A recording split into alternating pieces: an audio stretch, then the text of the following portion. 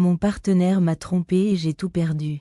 Moi, 24 ans, femme, et mon ex-elle, 27 ans, homme, étions ensemble depuis 6,5 ans. Nous avions commencé à sortir ensemble quand j'étais encore étudiante. Il m'a suivi dans une nouvelle ville pour mon master, où nous avons adopté 2 chats et nous sommes fiancés en janvier 2023.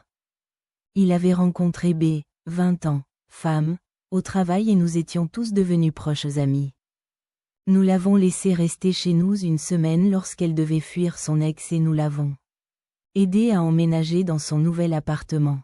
En juin, elle a lancé une énorme dispute juste avant nos vacances et m'a annoncé qu'il pensait être polyamoureux et qu'il voulait explorer cela, ou qu'il pourrait avoir besoin de me quitter un jour. Je suis très attachée à la monogamie et cela m'a beaucoup troublée.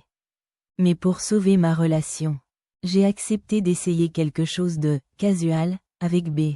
Car je suis bisexuelle et je lui faisais suffisamment confiance pour être vulnérable. Ma seule règle était qu'aucune intimité ne devait avoir lieu sans que l'autre soit présent. Quelques semaines plus tard, il passait beaucoup de temps avec elle quand je n'étais pas là. Y compris lorsque j'étais en voyage. À mon retour, mon anxiété a explosé et j'ai eu une crise en lui demandant s'il m'avait trompée pendant mon absence. Il s'est énervé et a à peine parlé avec moi pendant une semaine. Une nuit, incapable de dormir, j'ai consulté son téléphone, ce que je pouvais faire avec sa permission. Et j'ai découvert qu'il avait échangé des messages intimes avec elle alors que j'étais dans la pièce. Ce qui violait toutes mes règles. Je l'ai confronté avec les preuves et au lieu de chercher à résoudre le problème, il a annoncé qu'il allait partir. Le processus de déménagement a pris 1 mois. Après avoir tenté de rester amis, B m'a attaqué verbalement, m'a menacé, insulté et moqué sur les réseaux sociaux avant de me bloquer. Elle a continué à vivre dans notre appartement, dormir dans mon lit et passer du temps avec elle, même quand je lui demandais d'arrêter. Après 1 mois de ce comportement, il a finalement déménagé.